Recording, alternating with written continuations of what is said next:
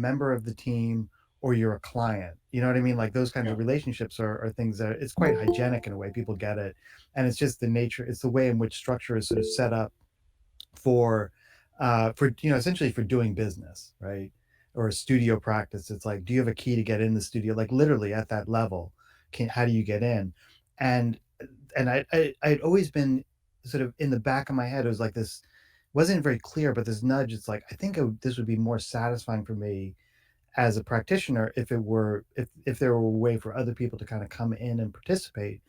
And I think that's maybe what led me to be inclined, kind of earlier in my professional career to to teach and to mentor. And then I guess you get a PhD. When you get a PhD, it's like the expectation is that you're going to teach. So working in university sort of opens, feels into that kind of relationship. So there's a professor who professes to know more about them and wants to teach to the students. And I was always sort of um, inspired by that kind of relationship between, amongst people as a group. And I just could never find the mechanic by which to kind of open it up. Like tried Slack, but there were like kind of complexities to that, like at the technical level. How do you get a bunch of people in there? And then what do you do? And how do you support and manage and maintain that?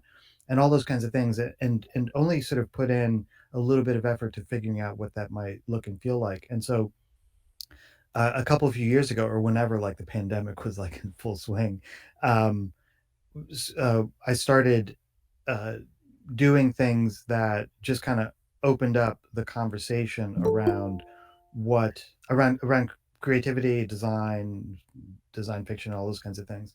And that was just simply by holding these office hours. So essentially like, here's a link, this is where we'll be. If you want to join us, come on in here. And I had no idea what was going to happen. First I thought like, well, I should prepare something. It's every Friday at Mhm. 9 a.m. We still do them. I think Yeah. we're on number 153 or 154 weeks of doing these office hours. So when it first started, it was all, it was like very chaotic and a mess, and it was like it was like properly in the pandemic. Um, and I think there was increased legibility and kind of fluency with doing connected things online, like in Zoom, right? So it became part of it's just hygiene. People are like, okay, well, I guess this is it.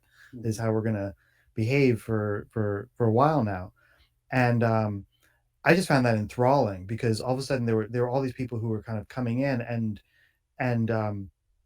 reflecting back to me in all these really beautiful ways that that they enjoyed it. They enjoyed the community that was building around, a sort of broad set of ideas, practices, uh, ways of thinking and seeing, and just even I don't know, just like their individual spirit in a way. It's like, oh my gosh, I found my community. I found people to share and be amongst and kind of collaborate with and discuss and engage in topics. And it was very open and very it is very open and without any specific agenda. It's just kind of like this group of people who shared a sensibility and a vibe, who wanted to kind of come together and people tell me like directly they would say like, man, this is just like, this is great, like whatever you're doing. And I'm sort of like, I don't know what I'm doing. It's just kind of happening.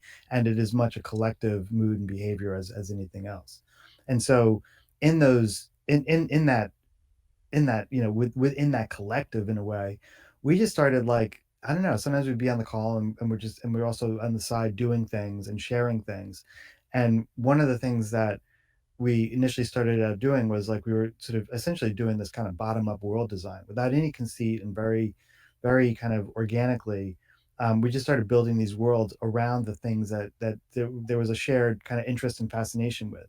And at that particular time, it was a shared interest and fascination with, I don't know, anything in and around and associated with like blockchain and crypto. Mhm. And we were doing it in a bunch of different ways, from like actually building, you, you know, uh, token systems, like actually literally doing the programming. And I don't know, does this work? And let me, I'm gonna send you some. Did you get them? Does that work? And just really experimenting in the nature and the evolution of a kind of, I guess you could say like a kind of user experience for forming and shaping and creating communities. around this idea of the token. So we were just fascinated with that and doing a lot of experiments. And at one point we were like, oh, we should set up a website for this world. Like, what would that world look like? And part of that, like my first thing was like, ooh, if it's a website, it should have there should be a page that's kind of like about us, and it should show where we're at. Yeah. It should show the facility.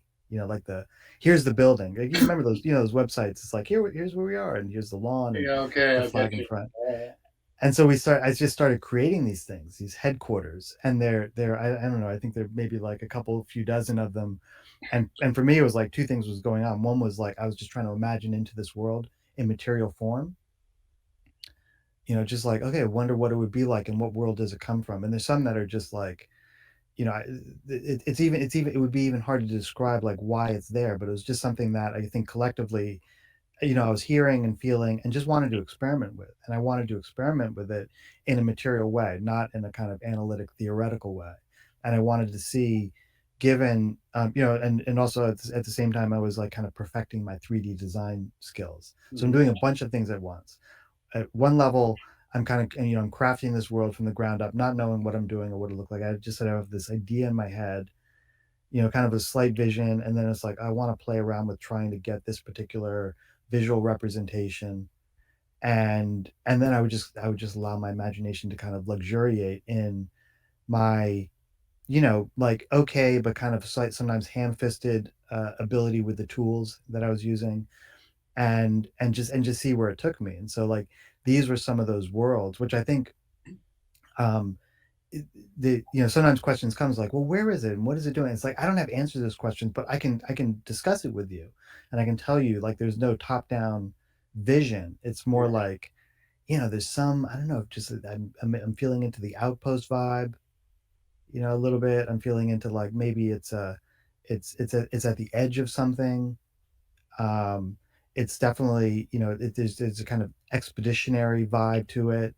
Like we might not be, we have to fend for ourselves and kind of like, Yeah. we're self-sufficient in this way.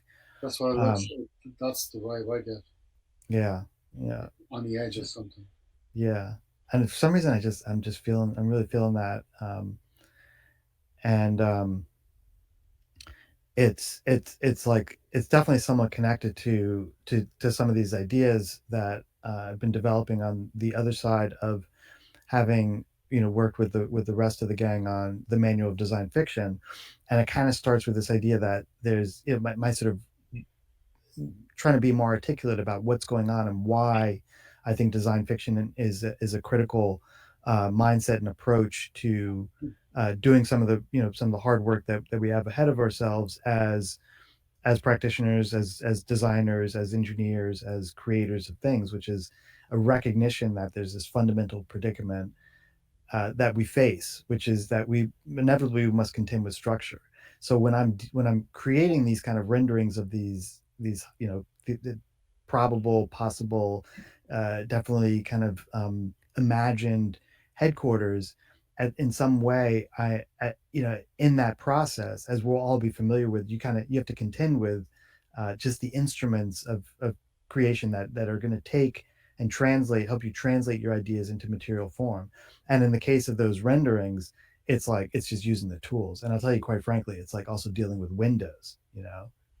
Like at every turn, you contend with the necessary and oftentimes difficult to manage instruments of materialization, right? So it's not just enough to imagine something. You also have to think about the tools that you're using, and even more so than the tools.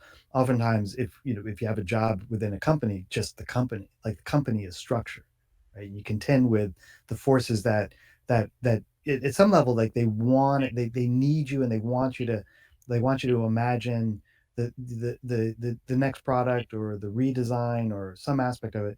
But then there's always that thing, and the thing that makes you sigh. Anytime you sigh, it's like, okay, I got to fill out this form, or I have to spend a lot of time explaining to structure why I think this idea, is viable, and why I think it fits into what we should be doing, and even all those kinds of things. And this is what structure looks like, in our minds. It's just like it's just.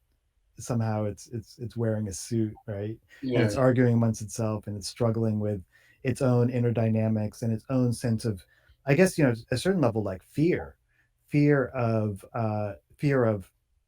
being made irrelevant by imagination, by the creative consciousness. There's that kind of competing sort of dynamic that I think we've all experienced at one level or another, even if we're not really conscious of it. Why are there difficulties in kind of managing that relationship? And I think making it clear that there is this relationship between imagination and structure is really important. And where I start with this is like, I'm not anti-structure guy. I mean, I've had, like I I I had a wonderful, um, complicated experience, starting a product company, like, literally starting it up, going through all the things that you need to deal with in order to do that as an actual legal thing, and then, 9 years into it, selling the company. So I understand that if you can bring imagination and structure together, like, beautiful things can happen. And this image sort of represents to me like what that is, like the ability to imagine, like, well, we're gonna go beyond the Earth's gravitational pull. We're going to go in space. I mean, the level of imagination that it would take to even ponder that, yeah, I think is exceptional. Just to imagine, it's like, well, what do you mean? How are we going to get off of this terrestrial zone? Like, what are you talking about? And if imagination can feel into that strongly enough and sort of rally enough resources, and then also work with structure. And by structure, I mean, like, well, you can't just, it's one thing to imagine it and dream about it and maybe write a science fiction story about it or draw a painting of it. But to actually get it there, I mean, you're going to need some pretty serious structure going on. Engineers, mechanics. I mean, just like the hundreds of thousands of people that were required to come together in a kind of almost like unified collective in order to get this fella to just float in space. And this is just Gemini. This isn't even Apollo. To just say, like, okay, you're just going to get out there and walk, and, for whatever, 3 minutes. And it's going to take us, like, 7.5 years to get to that point. And we're not even sure it's going to work right. There can be all kinds of problems along the way, but we're going to keep doing it because that dream is so visceral, it's so effective, and it's so compelling. And that also, that sense of like, we can do this. We can hand assemble these incredible craft in order to achieve this mission. That it's something that I find incredibly powerful as a recognition of human potential in a way, and that human potential, in this case, I'm saying very specifically, it's about imagination and structure and collaboration. And I think when they're in collaboration, beautiful things like this can happen. Whatever you might think of, the whole space program, just as an endeavor. Um, and the problem is, like, when imagination and structure are in conflict, the opposite happens. And so the idea of design fiction, in a way, came to me.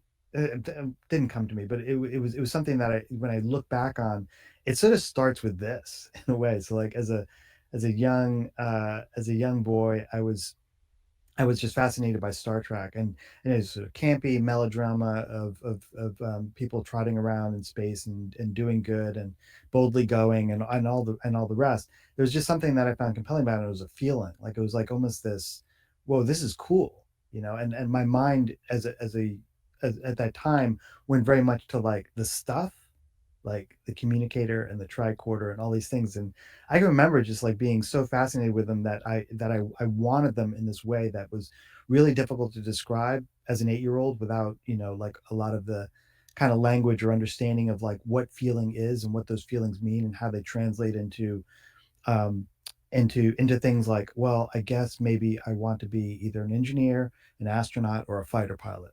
Like, I just remember that very, very vividly, and I couldn't explain why. It was just like, whoa, I think it would be cool. Like, you have a job where you have a bunch of switches to throw and levers to pull. Like, that just seems cool, and cool kit to wear, whatever it might be, and zoom around. Like, it was purely visceral and very, in a beautiful way, childlike. Just this kind of ambiguous sense of potential and possibility. And I think that there was this connection between what my imagination was doing to my, to my psyche or whatever, and this idea of like the material objects that has really stuck with me in this way. And for me, it was like this thing. It was like this communicator that they had. It just seemed like, just I mean, it's got everything. It's handy, it's small, it's full of potential and possibility. Like you open it up, and then you're able to connect to other people, and you're able to help them, to dispatch them to do things, to to beam you up, to like take you other places, all these wonderful things. It was just exuding that sense of possibility and potential. And this object became like, I guess you described it like, I sort of fetishized it in a way. And it was something that in my mind I was just fascinated and curious with, and wanted somehow to involve myself in whatever that feeling was. I wanted to involve myself and associate myself with something for the rest of my life that perpetuated that feeling. That the thing that I can only describe is like, whoa, that's cool, like that feeling. And I don't have any more sophisticated technical language than that. And I wanted to stay at that level of almost pure feeling. And my head kind of exploded when I came across this. So at one point, my dad, knowing that I was a Star Trek fan, took me and my brother to a Star Trek convention in New York City. And so then you're kind of in this other world where it's like this world that I knew very well. Of course, it's a bunch of actors, and they do a show, and the actors have name, and so they're normal human beings. And in that show, they have these objects, and I knew very well, okay, these objects are called props, and these props don't actually they don't function. They're just it's all stage props. But then when I saw this thing at the Star Trek convention, I was I was like, "Whoa, what's going on here?" Like suddenly that this thing took on this different characteristic. All of a sudden, it felt imminent. It felt plausible. It felt like something that existed. And at this point, I was doing enough like kind of tinkering around with electronics, and I had electronics kits, that it was even legible at an additional level. It's like I recognize stuff here, like, oh, those are transistors. And yeah, the antenna, and you're going to want to have the antenna connected to an inductor connected to capacitor, because you want an LC circuit to create the right resonance. Like all these things kind of started. It just felt like, oh, there's a battery. Okay, so so literally at the point, and specifications as to component sizes and parameters and all that, it felt imminent. Like I could make this. I remember in my mind, it's like, I wonder what would happen if I assembled this. Like, would I have a communicator? And I wanted to understand like what was going on here. Why and how did this thing go from a kind of ambivalent, well, that's kind of cool. I know this is my imagination, doing beautiful things with me in this way. All of a sudden, structure enters into the game, and that structure represented as like an engineering schematic, and this collection of many of these things in something called a technical manual. Well, technical manuals are pure structure. I mean, those are things that you kind of deliver to the engineering team to specify what it is you're going to build. And I imagine that this was the kind of thing, like these are the places where this kind of stuff happens, right? Yeah, maybe in that era, the 60s and 70s. You have people in a room arrayed, and they're doing the hard work of the work of structure, to realize the imagination that someone had. Whatever they're doing here, they're building a airplane, right? That's someone's imagination. And now, okay, how do we do it? How do we do that? How do we translate that idea that you have into material form? Well, this is what it looks like. We get row after row of, looks like mostly draftsmen working on doing that translation. This is structure. Even the ordering of the rows and the tools that they're using. There's not a lot of, not in a dismissive way. There's not a lot of imagination in this room. There's a translation of imagination, which maybe happens down the hall or upstairs on the seventh floor, into structure by these teams of people.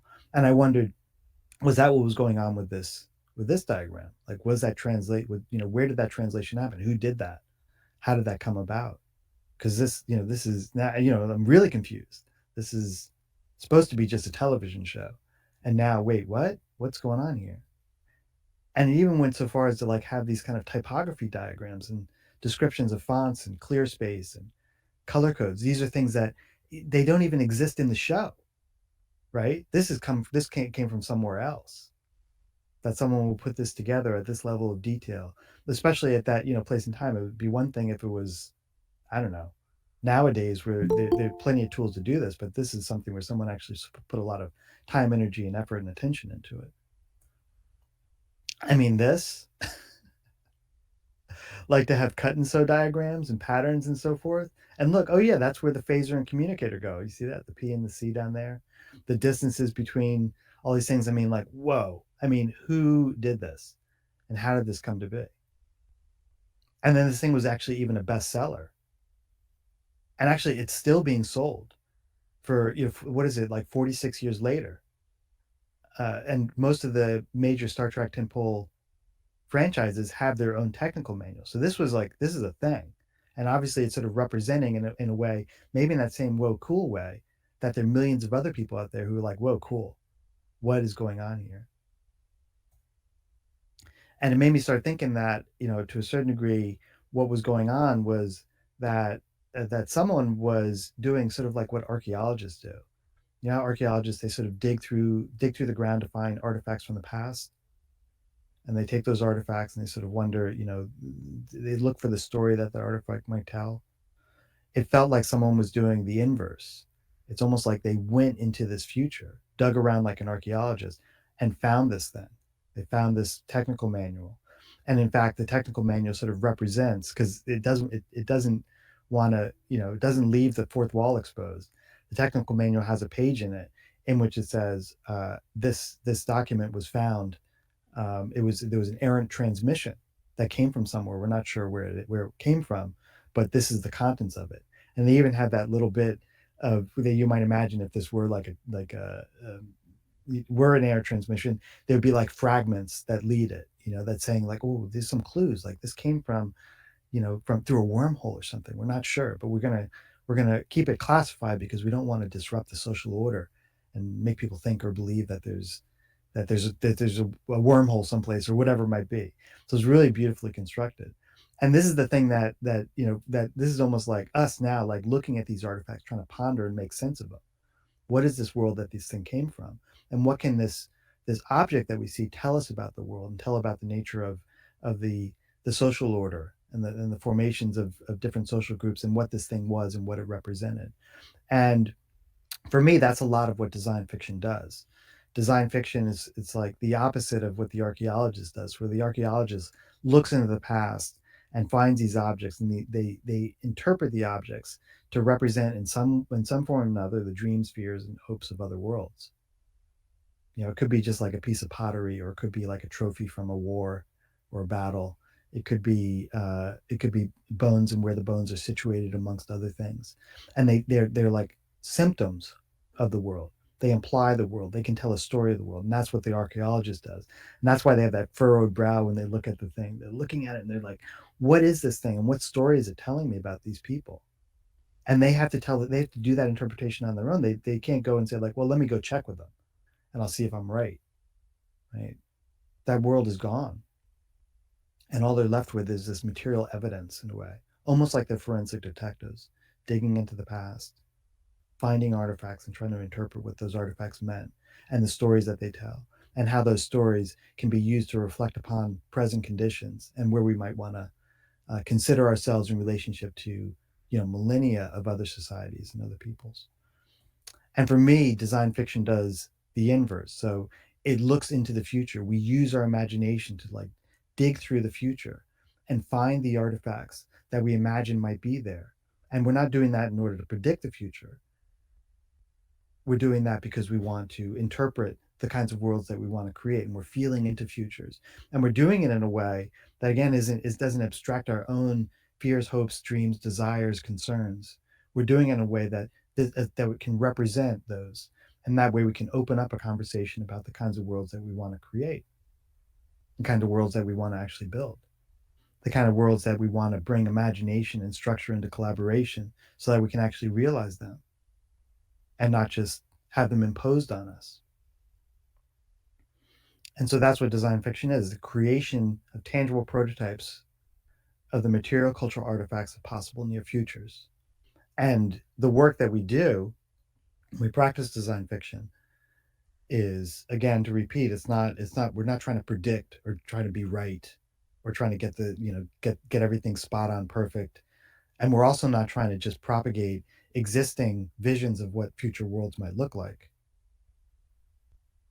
We're trying to use our own imagination to really feel into these worlds and open them up for other possible futures. So essentially, this is my theme these days. Is like it's time to imagine harder. Like we need to do that hard work of imagining into these worlds and not just kind of doing this sort of slightly more lazy work of like, well, let's just build the worlds that seem to be the ones that we hear about the most, whatever it is, metaverse, uh, outposts on Mars. I'm not saying anything is necessarily wrong with those things, but I think that they operate in a way that we just assume that that's expected. Okay, well, that's what I guess seems to be that's what's coming out of Silicon Valley. I guess we should just say that, and then we sound like we're part of the preponderance of visions and images of the future. And anyway, those guys seem to have a shit ton of money, so maybe if I stick with their vision of the future, I'll get a job, as opposed to doing the hard work of imagining into futures that you would really want to inhabit, which may be consistent with that, but maybe not. Maybe orthogonal to it, or maybe just kind of like with variations to it. And I think if we do that by actually creating tangible representations of evidence of these worlds, it's way more fun, right? It's got this kind of curious aspect to it, very much like that technical manual, and it's got this kind of characteristic to it that opens up the conversation. And I think because there's something vivid and compelling about it, it allows people start asking questions, maybe in the same way that I did when I saw that schematic. I was like, wait, what's going on here? And we want to get to that, wait, what's going on here? We want to get to that point where you can open up a conversation and don't always expect that you have the answers. Say like, I don't know, this came from somewhere, somewhere deep in my imagination, this world came to be. I created in this way. So, what does that mean in sort of practical terms? Uh, in relationship to, I guess, what we might say, what I understand is like sort of typical futures work. Well, typical futures work, you collect a bunch of material, extant kind of research, insights, perspectives. You got article clippings. Maybe there's some trend lines and graphs, a bunch of analysis on directions of growth for certain kind of industries, and you kind of feel into that, and you're kind of using that as material to kind of sense into. And what we if you sort of arrange that, what typically futures work will do is like they'll deliver a report that essentially is a synthesis of all that material. So you get another report on top of all these other reports, and that's sort of hygienic behavior, just like someone commissions it, you do the work, and you deliver a 3-ring binder with 300 pages of more material about that world. And I don't think that work is necessarily bad on the face of it.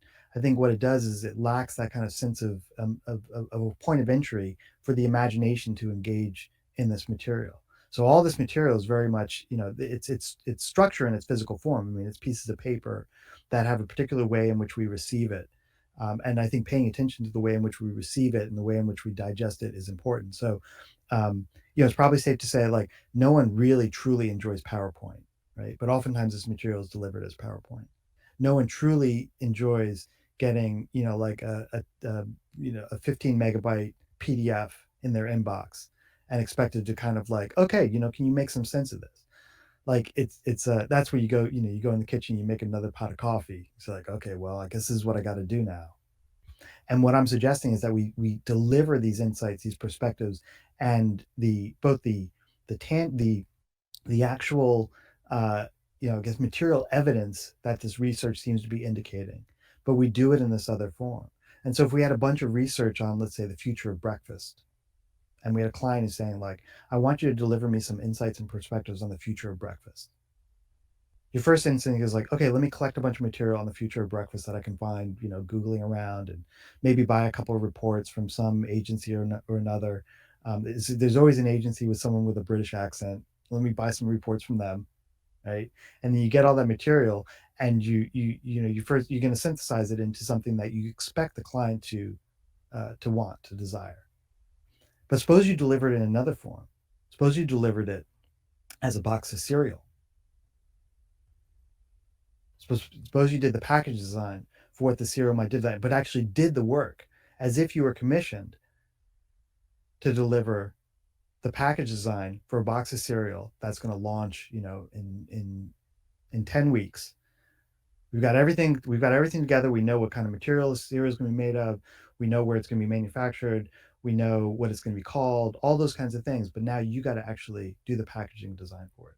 And your job in the design fiction mode is to translate all that research to make it into the form of uh, of a box of cereal. So you want to represent all the characteristics of that research, but not as prose,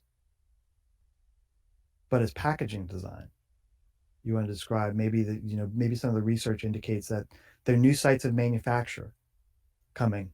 It used to be all in the breadbasket of the world, wherever that is. Well, we know Ukraine is a major supplier of wheat, so that's being disrupted. So now where's the wheat going to come from, and how do you indicate that in the cereal? Maybe it's not even wheat. Maybe there's some research that indicated that actually insect protein that's coming. So how do you represent that, and how do you translate that into a form that makes it into a palatable breakfast cereal for some possible future world? And so that's essentially what design fiction does, is it does that translation of the insights, perspectives, knowledge, trends, and all that kind of stuff, but decides that, what, I'm not going to represent that as more prose based research. I'm going to actually represent that as something, as if I dug into the future and I found this thing, and I found this thing that signaled, that created the suggested the implications of these kinds of these trends and these evolutions and these changes in a material form, as maybe a material cultural artifact like a box of cereal. Right? So that's just one example. And this is what's going on sort of more schematically. We're taking the futures report, the old-fashioned futures report, and we're trying to find the way to represent it as an artifact in the future. So in this example, you might have a bunch of, we're all into like autonomous vehicles, like they're coming, right? Self-driving cars and all the rest. So you've got a bunch of research that McKinsey or Bain or Deloitte or whoever did, right? And they're sort of saying, this is what that future is going to, this is what we see in this future. And they've got all the usual things that you kind of expect. And I sort of, in my mind, that kind of falls into the structure category. It's data analysis about a future. All very familiar. It's all the kinds of things that C-level executives expect. Give me the report. Give me the top sheet. What's the white paper on this trend? I got to figure this stuff out. And what I'm saying is, like, why not deliver that? Maybe you deliver that as well, but why not also deliver an artifact that actually came from that future, giving you another point of entry for kind of feeling into what that future might be like? And that's where imagination comes into play. So if we were to translate all that future research into the form of a magazine from the future. So this is a project that we actually did with a client where they said, like, yeah, give us some design fiction. What do you want to do? So let's do a magazine from the future of autonomous vehicles. And that magazine might be in the archetype of, in this case, it was like a consumer trade magazine. So in the U.S., we've got the Automobile Association. I'm sure there are similar organizations in other countries. And I think every once a year, maybe twice a year, they send me a magazine, and their purpose is to promote and encourage and reflect on what it is to own an automobile. Here are fun places to go. Here are new models that you might want to consider. All that kind of stuff. So if we were to do the same thing, but it's a world in which autonomous vehicles are the norm, what might that magazine be saying, and how does that represent the state of play of an autonomous vehicle future? And what are the kinds of, feeling into that, and based on the research you might do, I'm working with a client and kind of feeling into their hopes, dreams, desires, fears, concerns. How can you translate that in the form of a magazine? Well, I mean, we did things like, this is one of my favorites, is like, oh wait, what about licensing? How does that work? So we did an article on this idea of that there's non-driver training. So you need to be trained in order to how to essentially occupy a vehicle that's driving on its own. And what are the the upsides, benefits, like what are the consequences of doing something wrong? We have point systems if you if you get into an accident, or if you do something illegal like run a stoplight, that kind of stuff. Now if you're in an autonomous vehicle, what are the similar kinds of things, and how can you represent these otherwise in such a visceral way? Like, what is it in the structure form? Is it a table of kind of items? Is it a little, is it a paragraph talking about, like, well, we haven't, about what it is to get some kind of certification to occupy the vehicle? They're going to be debates. People are going to be saying, like, well, why is that even an issue? We should just get rid of driver's licenses altogether. There can be no drivers. But is that really going to be the case? Are there going to be hybrid kinds of licensing? So all those are questions with no answer, but you can represent what it might feel like in the form of an article like this. And that's the work, actually kind of translating all those ideas into this other form. And then, just you can also throw in, this is another form, and that you're not just the article. It's like, okay, well, they're going to be advertisements for stuff. What are people going to be advertising in this context? Who's going to be the companies that are going to take out an ad to help sponsor the printing, the operational support, logistics of this, hypothetical autonomous vehicle owners association? Well, it occurred to me, like, I think I was sitting around one day, at a coffee shop, and I saw like a little pickup truck go pick up a dumpster, a commercial dumpster, and kind of haul it away. And I was like, well, there's going to be no driver for that. So maybe these dumpsters in the future are going to be autonomous. They're going to be autonomous dumpsters just kind of whizzing about. And that's a whole nother thing, right? So you can just imagining into the world where it's like, people think it'd be great for municipal transport like buses and personal automobiles, but it's not going to be long before other people are going to be like, you know what, there's an opportunity here, because, we can get rid of the driver for that thing. We can make the system more efficient. There'll be cost savings. Let's just make these things drive around by themselves. And all of a sudden they're driving around the bike lane. Okay, so now you have another controversy that's going to come. And I'm not saying that we're going to solve it, and I'm not saying that, well, we shouldn't allow autonomous dumpsters, but there should be a discussion about it, because they will happen. That's almost guaranteed, especially in a system where, people are looking for tweaking out a little bit of efficiency. Someone clever is going to do it as a it's going to start out as a YouTube hack, where someone just tries it out, like, hey, check this out, I put this motor on this 3 cubic yard dumpster. Check out, look at it go. And then someone at a dumpster company is gonna be like, that's a good idea. Let's do a patent on it. And then they're there. And so, sort of representing it, signaling it. And this isn't, again, this isn't a thing where we're necessarily predicting something, but we are kind of almost like putting a tag on it to say, let's just remember, let's open the conversation about autonomous dumpsters. There's another project we did. So this is sometimes refer to these as diegetic prototypes. So this is a commission from the city of Geneva. They were also interested in how autonomous vehicles might, what the implications might be for their city. Which, so Geneva is like a, slightly kind of medieval city, lots of little small tight corners and narrow streets and so forth. And so they just wanted to understand it in a way. They wanted to feel into the question, what are the implications of autonomous vehicles? And so we propose that we do just like a map, like one of those maps that you might grab when you step off the plane at the Geneva airport, just to kind of get the lay of the land, or maybe it's handed to you when you rent an autonomous vehicle or you get inside of one. And part of the way in which you can do it is rather than, again, answering all the questions or coming up with a solution, just represent the consequences of it. That there might be certain roads that autonomous vehicles can go on, some that they can't, some that are mixed use, where you might have a mix of manually driven vehicles and autonomous vehicles of all sorts, and just signaling that this is a characteristic of that world. Again, to open the conversation, to allow for people to engage in it and wonder into it. Yeah, and so one of the things that we do in Near Future Laboratory is we create tools and do seminars and that kind of thing for helping people sort of approach this. And one of the things is this work-headed design fiction. This is the next edition. It should be available in a couple few weeks. A construction kit for imagining material culture artifacts, representing the symptoms and implications of all kinds of futures. And then we do books. So the manual design fiction, you guys already mentioned. The next printing should come out sooner, and then this follow-on book that I just finished, which is more of the why this is important and why it matters. And that's it. That's what I got. Thank you so much, Julian, for the talk. I really, really enjoyed it, and I found it very insightful, actually. I really appreciate the time you're taking to share this with us. I know you're very busy. And now we go ahead with the Q&A.